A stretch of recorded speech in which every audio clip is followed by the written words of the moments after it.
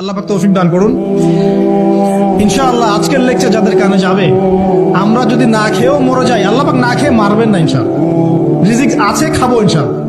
কিন্তু হয়তো বা অভাব হবে, টাকা পয়সা একটু কম হতে পারে, অন্যের 10তলা ফ্ল্যাট হবে, আমার হবে না, ঠিক আছে, অন্যের এত বিঘা বিঘা জমি আমার হয়তো হবে না, কিন্তু ইনশাআল্লাহ তাআলা এই যে দুনিয়ার মুসাফিরের জীবনটা, এটা মুসাফিরের জীবন না, মুসাফিরের জীবনটা কেটেই যাবে ইনশাআল্লাহ।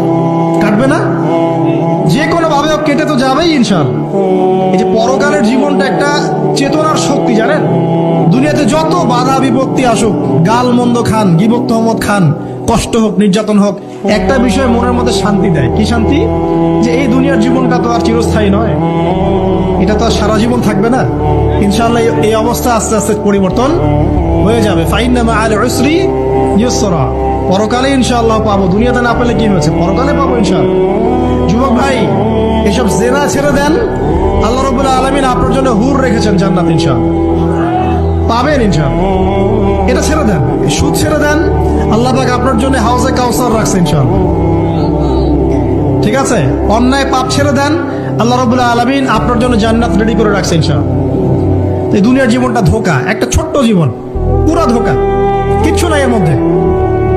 আমার কথা শোনেন, এই দুনিয়ার জীবনে কিছুই নাই। চারপাশে অনেক কিছু মনে হবে, আপনার বাড়ি আছে, গাড়ি আছে, স্ট্যাটাস আছে, টাকা পয়সা, প্রতিপত্তি সব আছে। আদতে আপনি একা, আদতে আপনাকে একাই কবরে যাওয়া লাগবে, একাই আল্লাহর সাথে হিসেব নিকাশ দিতে হবে। কেউ নাই সাথে, আমারও সাথে কেউ নাই। কিন্তু আপনি মনে করছেন যে সেলিব্রিটিজম বড়, আমি পলিটিক্যাল নেতা হয়েছি, আমাকে সবাই চেনে, আমি ইকোনমিক সেক্টরে লিড দেই, রাষ্ট্রকে লিড দেই, আমি ধর্মতাত্ত্বিক ক্ষেত্রে লিড দেই, আমাকে দেখলে মানুষ বাহবা দেয়, ইত্যাদি ইত্যাদি।